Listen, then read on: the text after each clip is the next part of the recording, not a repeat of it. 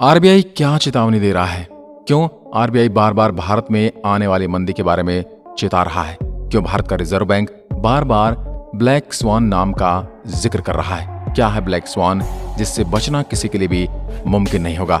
आखिरकार आरबीआई भारत की इकोनॉमी को लेकर इतना चिंतित क्यों लग रहा है? क्या देश में सच में मंदी का दौर आने वाला है?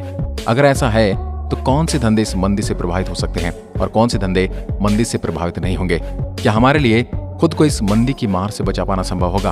अगर आप भी इन सवालों के जवाब जानना चाहते हैं तो वीडियो को पूरा देखें। दोस्तों, कोरोना के कारण हमारे देश की अर्थव्यवस्था घायल है। ऐसी परिस्थिति में आरबीआई ने आने वाले कुछ दिनों के लिए ऐसी चेतावनी दी है जो हर भारतवासी के लिए चिंता का विषय है। आरबीआई ने आशंका जताई कि आने वाले समय में देश भारी मंदी का शिकार हो सकता है और इसी मंदी से देश का हर नागरिक प्रभावित होगा। आरबीआई के अनुसार देश में ब्लैक स्वान की कंडीशन आ सकती है। निश्चित है आप सब लोग जानना चाहते होंगे कि आखिर ब्लैक स्वान है क्या जिससे हमारा रिजर्व बैंक इतना घबरा गया है। आरबीआई का मानना है कि कुछ बहुत बुरा होने वाला है जिसका देश की अर्थव्यवस्था पर बहुत विपरीत प्रभाव पड़ सकता है। आरबीआई के इस स्टेटमेंट से ये लगता है कि रिजर्व बैंक खुद क्लियर नहीं कि आखिर होने वाला क्या है, लेकिन ऐसा नहीं है।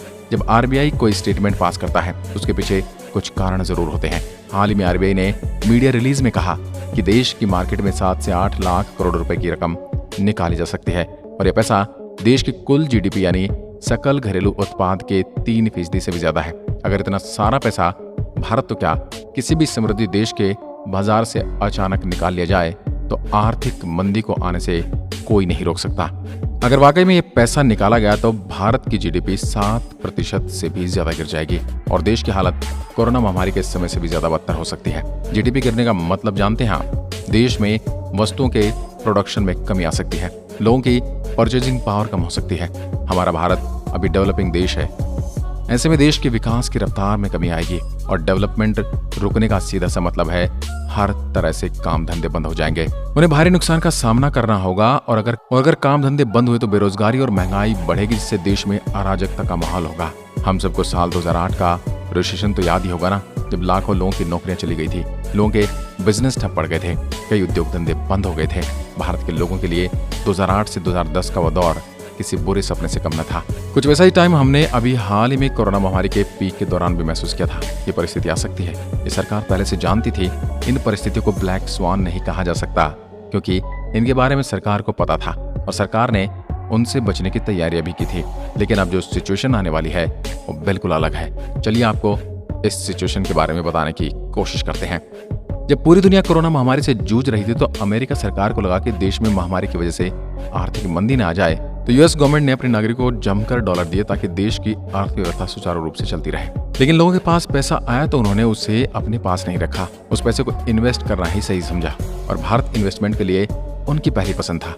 इसका एक कारण ये भी है कि भारत दुनिया की सबसे तेजी से बढ़ती हुई इकोनॉमी है, तो इन्वेस्टमेंट का रिटर्न अच्छा मिलता है।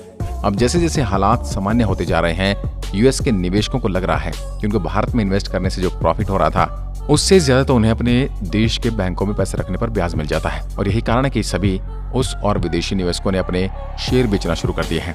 तो अब इतनी जल्दी पैसा शेयर मार्केट में बाहर निकलता है तो मार्केट का नीचे आना तय होता है। अब इससे जुड़े दूसरे पहलू को भी समझ लेते हैं। अब आप डिमांड और सप्लाई का नियम तो जानते ही हैं। डिमांड बढ़ती है तो सप्लाई कम हो जाती है और जब सप्लाई कम होती है तो डिमांड ज्यादा हो जाती है। अमेरिका में कुछ ऐसा ही हुआ। जब सरकार ने लोगों को पैसे दिए तो लोगों को परचेजिंग पावर बढ़ गई और उन्होंने ज्यादा शॉपिंग शुरू कर दी, लेकिन सप्लाई कम होने की वजह से महंगाई बढ़ने लगी। परिणाम स्वरूप पिछले कुछ समय से महंगाई अपने चरम पर पहुंच चुकी है और जब तक महंगाई बढ़ी तो अमेरिकी सरकार और सेंट्रल बैंक ने महंगाई कम करने के लिए बैंक की ब्याज दरें बढ़ा दी ताकि लोग अपना पैसा ज्यादा से ज्यादा बैंकों में रखें और खर्च कम करें ताकि डिमांड कम हो और महंगाई पर काबू पाया जा सके। यूएस सरकार की इस नीति का सीधा असर भारत के अमेरिका के लोगों द्वारा किए गए इन्वेस्टमेंट पर पड़ा और लोगों ने ज्यादा इंटरेस्ट के लालच में भारतीय शेयर बाजार से पैसा निकालकर अमेरिकी बैंकों में डालना शुरू कर दिया और इसी वजह से भारत में मंदी के आसार बनते जा रहे हैं। आरबीआई जानता है कि अगर मंदी आई तो वह भारत के लिए बहुत नुकसानदेह होगी क्योंकि अभी तक हमारे देश की अर्थव्यवस्था कोरोना से हुए नुकसान से उबर नहीं पाई है। कोरोना के कारण देश के पास रोजगार की कमी है। अब अगर और मंदी आई तो न जाने क्या होगा अर्थव्यवस्था का। दूसरी तरफ अगर बात करें तो रूस यूक्रेन वार ने भी इस सिचुएशन में आग में घी डालने का काम किया है। पूरा वर्ल्ड 2 धड़ों में बंट गया है। इसका सीधा असर व्यापार पर पड़ा है।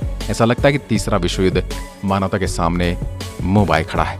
इन मुश्किल हालातों में कुछ ऐसे रोजगार भी हैं जिन पर मंदी का कम ही असर देखने को मिला है, जैसे मेडिकल, दवाइयाँ, सब्जी और डेली जरूरत के सामान।